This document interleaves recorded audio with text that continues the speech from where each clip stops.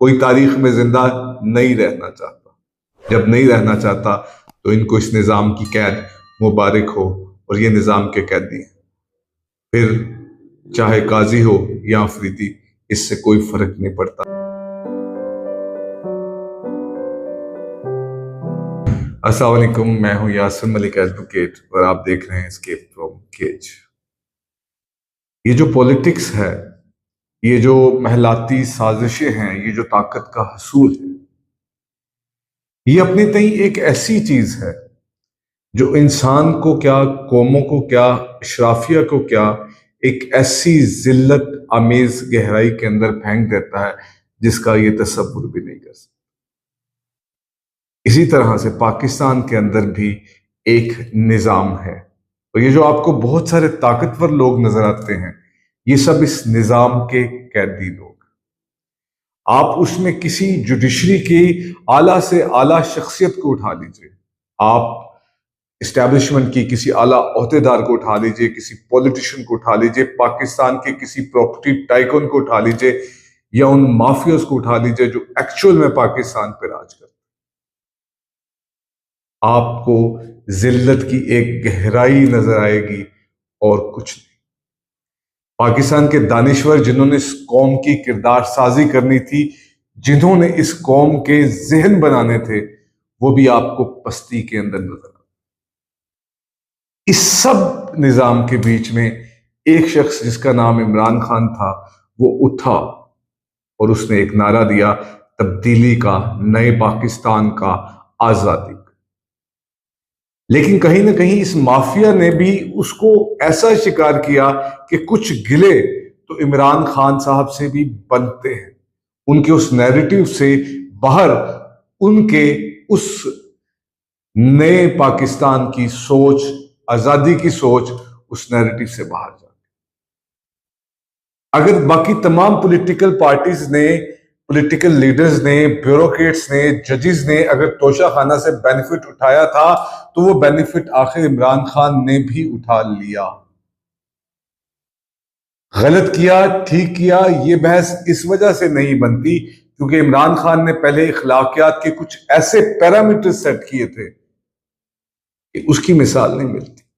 وہ parameter set کرنے کے بعد آپ توشہ خانہ کیس کے اندر آپ ایک گھڑی جو ہے وہ بیچ کے سڑک بنا دیں، اپنے اوپر لگا دیں، آپ جو مرضی کر لیں، لیکن آپ کو وہ کام نہیں کرنا چاہیے تھا کیونکہ آپ نے خود اخلاقیات کے وہ پیرامیٹرز طے کیے تھے.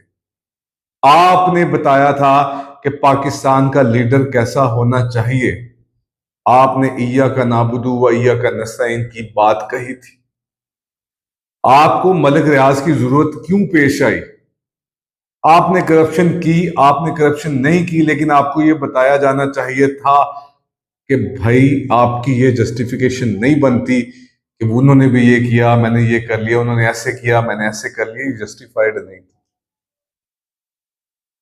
آلدو کہ اس پورے نظام کے اندر جتنی جوڈیشری اس نظام کی کہتی ہے، آپ اعلیٰ عہدیداروں کو دیکھ لیجئے، آپ چیف جسٹس سے لے کے نیچے کسی سیول جج، مجسٹریٹ تک آ جائیے گا، سب کے سب نظام کے کہتے ہیں، سب کے سب نظام کو سلوٹ کرنے کے لیے تیار بیٹھے رہتے ہیں.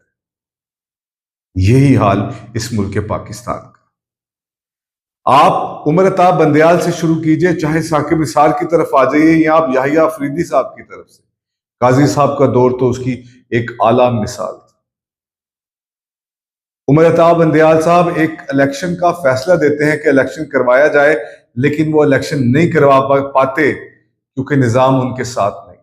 چیف الیکشن کمشنر سر عام دندناتا پھرتا ہے، وہ اپنے ایک آئینی کام الیکشن کروانا جو اس کے ذمہ تھا وہ بھی ٹھیک طرح سے نہیں کروا سکتا، لیکن ہم اس کو کچھ نہیں کہہ سکتے کیونکہ وہ شخص جو اس سیٹ پہ، وہ جو اس عہدے پہ براجمان ہے، وہ یہ جانتا ہے کہ جو اسے سزا دینے کے لیے بیٹھے ہیں وہ خود نظام کے قیدی ہیں، جس نظام کا قیدی وہ چیف الیکشن کمشنر خود.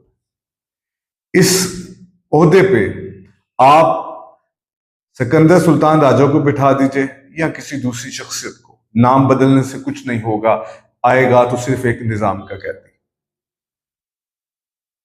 عمر عطا بندیال صاحب جاتے ہیں قاضی صاحب آتے ہیں، جو فیصلہ گورنمنٹ کے حق میں ہو وہ فیصلہ ان سے کروا لیا جاتا، وہ کر دیتے۔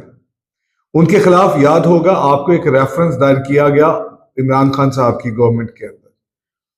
اب اس ریفرنس کے اندر بجائے اس بات کا جواب دینے کے کہ آپ کے پاس یہ سب کچھ کیسے آیا، انہوں نے دہائیاں دینی شروع کر دی، انہوں نے بالکل ادھر ادھر کی باتیں کرنی شروع۔ وہ تمام باتیں اپنی جگہ پہ ٹھیک ہوں گی، لیکن نواز شریف صاحب کی طرح انہوں نے بھی اس بات کا جواب نہیں دیا کہ ان کے پاس یہ سب کچھ کہاں سے آیا۔ خیر، یہ ملک پاکستان ہے اور یہاں پہ اکثر ایسا ہی ہوتا ہے اور ایسا ہی ہوتا آیا ہے۔ ثاقب نثار صاحب آئے، بلنگو بات دعوے کیے، جگہ جگہ پہ وزٹس کیے، 100 موٹو ایکشن سے لے کے نہ جانے کیا کیا کیا، لیکن نہ بدل سکے صرف نظام کو، کیونکہ وہ بھی نظام کے قیدی تھے۔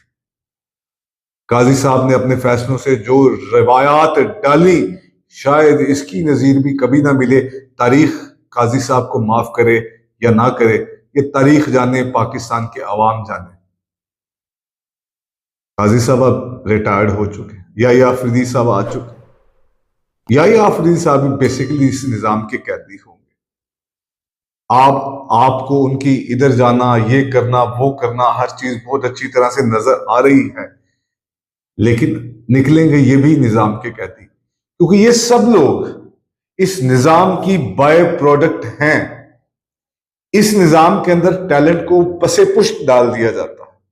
جی حضوری، آپ کی خوشامد، آپ کی اعلیٰ جو منصب ہے اس کو حاصل کرنے کے لیے بہت زیادہ ضروری ہے۔ آپ سول جج کے امتحانات کے اندر بیٹھنے کے لیے آپ امتحان دیں، آپ ٹیسٹ دیں، آپ ریٹن میں پاس ہوں، لیکن ہائی کورٹ کے لیے آپ کو صرف ایک پولیٹیکل ایفیلیشن اور جی حضوری کا مادہ آپ کو اس نظام کے قیدی ہونے کا ثبوت ہے، وہ بیڑیاں آپ کے پیروں میں ڈال دی جائیں گی اور آپ خوشی خوشی تا عمر اس نظام کے قیدی بنتے جائیں گے۔ اب اس میں ایک اکیلا عمران خان کیا کرے گا، کیونکہ عمران خان کے ساتھ بہت سارے لوگ ایسے موجود ہیں جو خود نظام کے قیدی ہیں۔ کیا عمران خان بھی نظام کے قیدی؟ اب قاضی سے آفریدی تک کا سفر ہم نے طے کر لیا، کبھی ہم نے ثاقب نثار سے عمر عطا بندیال کا سفر طے کیا تھا، عمر عطا بندیال سے قاضی صاحب سے یا آفریدی صاحب، لیکن کچھ نہیں بدل سکا، کیونکہ یہ سب لوگ نظام کے قیدی ثابت ہوئے۔ اگر اس منصب پہ بیٹھ کے بھی ان کے فیصلوں پر یہ عمل درآمد نہیں کرا سکتے تو پھر ان کا ان عہدوں پر بیٹھنے کا جواز موجود نہیں رہتا، لیکن پھر بھی یہ لوگ نظام کے قیدی تھے، نظام کے قیدی رہے اور نظام کے قیدی رہیں گے۔ پاکستان کے اندر جو لوگ چوری کرتے ہیں وہی قانون سازی کرتے ہیں، جن کے خلاف قانون نے حرکت کرنا ہے وہ اپنی مرضی سے موم کی ناک کی طرح قانون کو کبھی ادھر کبھی ادھر پھیرتے رہتے۔ پاکستان میں سب سے زیادہ پولیٹیکل سینس والا شخص آصف علی زرداری کو سمجھا جاتا ہے، جس نے سوائے بے ایمانی کے سوائے 2 نمبری کے کبھی اس قوم کو کچھ نہیں سکھایا۔ یہاں پر پولیٹیکل لیڈرز کے طور پر ہمیں بلاول بھٹو زرداری اور مریم نواز صاحبہ ملتی۔ آپ ان کی ذاتی زندگی میں جائے بغیر بھی جب ان کی لیڈرانہ صلاحیتوں کو جانچتے ہیں تو آپ کو اس میں کچھ نظر نہیں آتا۔ یہ وہ قیدی ہیں جو بنے بنائے ہمیں ملے، یہ وہ قیدی ہیں جن کے پیروں میں اس نظام کی بیڑیاں پہلے سے موجود ہیں اور کسی نہ کسی طرح یہ اس نظام کے بینیفیشری بھی ہیں۔ اب قاضی آئے یا آفریدی سے آگے منصور علی شاہ آئے یا کوئی اور، سب نظام کے قیدی ہیں۔ کبھی آپ نے اس بات کے بارے میں سوچا ہے یہاں پاکستان کے عام آدمی کو ان عہدوں تک رسائی کتنی ممکن ہے؟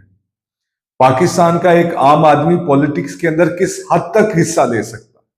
وہ پاکستان کی کوئی بھی پولیٹیکل پارٹی ہو، وہاں پر عام آدمی آپ کو صرف نعرے لگاتا، احتجاجوں میں شامل ہوتا اور ہر طرح سے تذلیل ہوتی اس کی نظر آتی، لیکن جب حکومت کی باری آتی ہے، عہدوں کی بانٹ کی باری آتی ہے، وہاں عام آدمی کو وہاں سے پرے پھینک دیا جاتا۔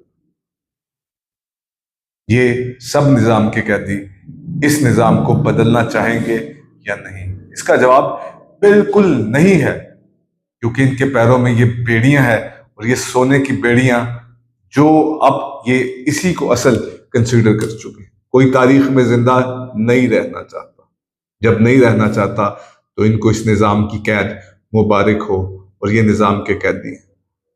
پھر چاہے قاضی ہو یا افریدی، اس سے کوئی فرق نہیں پڑتا جب تک اس نظام کے قیدی سے پرے کوئی آزاد شخص ان منصبوں پر بیٹھا شروع کر دے گا۔